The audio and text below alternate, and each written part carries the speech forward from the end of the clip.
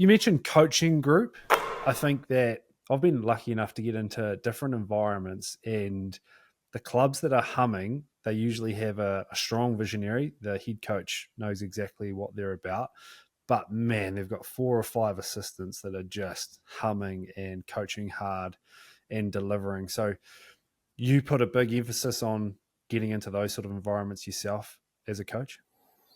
Yeah, definitely. I think it's someone. I think I was talking to a mentor, my coach educator, and he was we spitball and throw things off each other. He's a real good kind of mentor and sounding board for me in my coaching career. He's and I remember talking to Tabs when Tab Manson was at the club, and he was a big on too. Was like pick where you want to go to see what you want, if you know what I mean. I know it sounds really stupid, but like if you want to learn about rugby, go to a rugby club.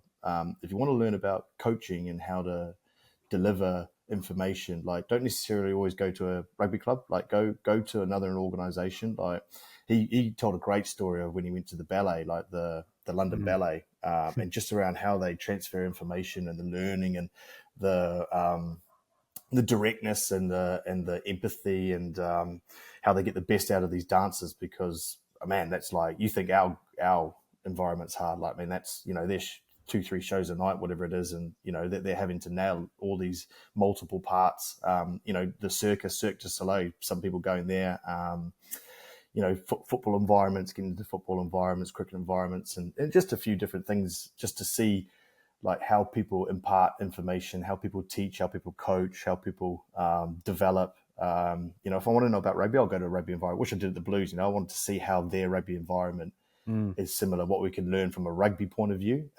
Yes, you will always learn around the coaching environment, which that they had a fantastic one. But I was there for rugby. But I think a lot of my learning comes from hopefully is just getting out and challenging yourself, going to really different environments and kind of understand, how do they impart knowledge? How do they develop these young dancers or footballers or young associates coming through in a real high-powered CEO environment? What can I learn and how can that? Because I don't have a background in teaching. Like a lot of the great coaches that I've had were teachers. Like Graham Henry. Shag was. And I know he polarized his opinion, but Eddie Jones was a teacher. You know what I mean? Like Gilly's got a bit of a background in teaching, so like I never had that. So I want to know what those subtleties are about and how do you get the best out of best out of people, which is the most important thing. How am I getting the best out of that person? Because they're two different people. There's a performance person, and then there's the person. And for me, there's a real difference between the two, and it's tapping into both of those to get the best out of the whole thing. Yeah. So, really, really fascinating kind of area. It's just trying to find time to do it. Just trying to find time. Our program's nearly a full year, so it's trying to. You've got a family as well, so it's like, oh yeah, I'm going away for a week, and then it doesn't sit well some of the time. Coaching mentor, what are you currently this season trying to implement and get better at as a coach? Yeah, I think probably my big thing this year is because we've put a lot of effort and time into defence, and so a little bit of time's been taken away from attack there, and I probably felt really at the start of this year I probably wasn't as effective as my as I have been around trying to simplify things because I had to because of the lack of time. So I found like I ended up being about 2-3 weeks behind where I wanted to be in terms of my messaging, in terms of what I wanted to get out of the players. So how did that go down at coaches meetings? Whoa! What's all this time on defense? Yeah. No. But it was it's not something that just happens out of the blue. It's an organized thing. Like I think we sat down at the end of the season. It was like, look, attack metrics and KPIs are all this, and we feel this is about our attack, which is excellent. The defense is the side of the game we had to improve. We got a new defense coach coming in; he's going to need time. And I probably, to be honest, being really honest here, like I probably didn't fight for as much time as I needed in that early stages. So I was probably caught on the hop a little bit there because I knew the importance of us having a good defense. We had to balance that up. We had to get that balance. So I probably just allowed that to slip a little bit, which disappointed me a bit. So I'm really focused on trying to get that back, that balance out, which we have a little bit. and that just all comes down to my messaging and just being really, really clear and have real clarity of what we're doing. So we've done that, and we've got ourselves back on. But it was a real kind of, you can see how quickly it slips. You know, you can kind of just go, oh, the attack's been brilliant for the last 10 years, and it doesn't take long for, you know, you take your mind, not mind off it, but you take your foot off the throttle a little bit, and you start not letting standards slip, but you just go away from things that you probably did before and keeping on top of them, and it goes away pretty quick. So it was a real good learning experience around that, and so it just got me back on the horse a bit. Yeah, I want to dig deeper on that. So on field, what does Nick Evans coaching better look like, sound like actual actionable things that you're trying to implement with key messaging? Sorry, mate, you just broke up there. Oh, sorry. So on field, keen to dig a bit deeper on it. What does your improvements actually sound like with messaging and being clearer? And then to follow up on that, long season, how do you keep attack fresh? Is it new moves? Is it little tweaks? It's like specials? Yeah, good question. So for me, my coaching on the run, my messaging on coaching on the run is really important. Our sessions are really fluid. We try and limit, apart from specific times when they get together and solve problems themselves. My coaching on the run messaging and fix ups are really important. So what I mean by that is, like, I don't, unless it's a massive system failure, like I'll step in and blow the whistle, double whistle, stop. You know, like this is not what we said we're going to do, whatever. But just little pickups and coaching on the run are really important. Like, how can you impart like a 20-second chat on the run, and just allow a real fix up and a kind of scenario based fix up on the back of that. So that's really important. And then allowing them to solve problems, and then you know, if things need to be reviewed and done afterwards, or at the end of that little block, we go. Like, what happens if we keep stopping it all the time? Is one, that's not what the game kind of demands of you, and these guys have got to solve problems. They've got to learn to solve problems on themselves, and so we kind of let that run a little bit.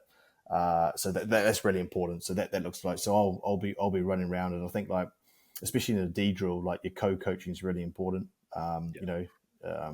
Just being engaged, sometimes it's easy for coaches just to sit back. Oh, this is not my drill, or this is not my part of the game. So you sit back and you're kind of just watching. But how are you having an impact on anyone, on everyone, and you know, whether it's one side of the ball or the other side of the ball. So that kind of co-coaching is really important. And keeping the attack fresh throughout a season. Yeah, it's good. I mean, it's a good question, because I think we have a real specific way we want to play, but it's always looking for new innovations. I think, like, from a play point of view, we will always have, like, I'm pretty consistent around, like, my plays, structured plays off lineouts and scrums. Like, I'd have a real bank of plays that probably don't change too much, but just the subtle changes within them change. I've made the mistake of my first few years standing up every week with 28 slides and 28 new slides the week after, and then I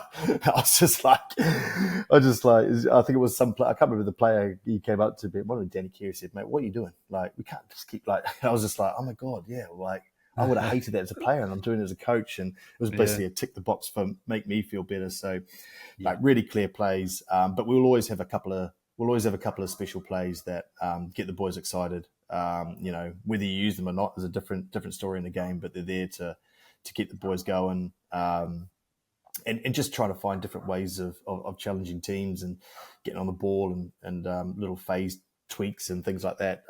You know, we're very clear on how we want to play. We've got our little shapes and that we want to play. And I guess the game that I see it going now is can we actually get away from being too detailed, if you know what I mean? Like, I'd love us just to play even more and more heads up now. I think that's kind of the way the game's going. And people get bogged down with pods of 3, and the pods have to be there and they have to be in perfect shape. As I think if you watch kind of what the French are doing at the moment, I know they've got the cattle for it, but you know, it's just attack the space, and you know, if the space is there, you're playing the speed of ball, and you've got the shape to fall back on to create opportunities if you need to. So yeah, and probably I was going to ask you about Wayne Smith and some of the coaches that you would have had through that your All Black time as well. And I think one of the absolute beauties of that period when you were in there was just like simple, so not too many back strikes or whatever, and it's all like manipulation, deception, finding offloads, beating defenders inside a relatively simple plan, right?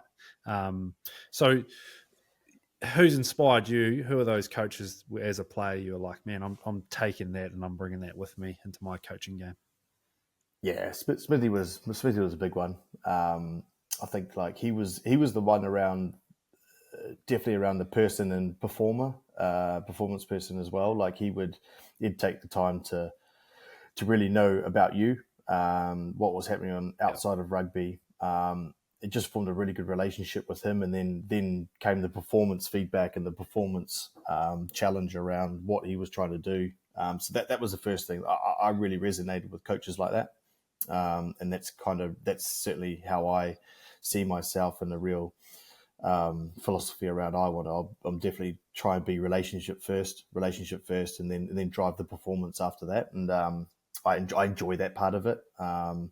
I think round with Smithy as well. Yeah, it was just simple, and it was the detail within those plays, and it probably goes back to what I said before around the bank of plays that I have, and really refining it down is like teams will know what's coming. But if you manipulate the right people and you create the right numbers and you create the right overload and you create the 1v1 that you want to, they've still got to stop it. You know what I mean? And you're still manipulating that space. You're still manipulating the defender that you want. And if you're not quite getting it, what's your what if? What's your bailout? Where's the space? Is it in behind? Is it over the top? You know what I mean? It's having all those. yeah, So I think Smithy was brilliant at that. Just being really clear around scrum strikes, phase. What are we trying to do? And it was just like I always remember it was like if you're in space, stay in space, and the ball will get the ball to you. And it was almost just as simple as that. It's yeah, yeah, yes, there was a lot of detail, but it was just like, right, how do we fill the field? How do we create the space? If the space is there, right, Pete's in space. How do we get the ball to Pete? Right, boom. That's how you do it. And then you go, right, be special, son. yeah, Do what you do and be special, and then, man, flood through and follow up. So it does sound really simple, but there is a lot of detail that goes into it to get to that. But certainly he made it seem that simple and gave you the confidence and was that 100% backing. So that was certainly yeah. some of the best coaches. Even Conor O'Shea was like that. Really good, taking the outcome away from you, giving you the confidence just to be yourself, go out there and play. Like, if it doesn't work, it's on me type thing, like just go out there and just keep being you. And you just get this like real confidence that you just snowballs, and you give this 14 others out there that snowball as well. And then you're humming, then things just happen and people aren't thinking. Yeah. But mate, what a statement. Be special, son. I love that. Yeah. My first sport was basketball, and I'm hard on this. Basketball's a sport of like individual one-on-one moves. You play one-on-one pickup games, like dominating your opponent and manipulation. And I feel like rugby, we lost a lot of players feel like it's the team will solve the problem, whereas Yeah. New Zealand rugby is stepping, gassing, fending, those one-on-one, like be special, son. So, yeah, I'm so about that way and shifting people's mindsets into solving problems themselves and attacking.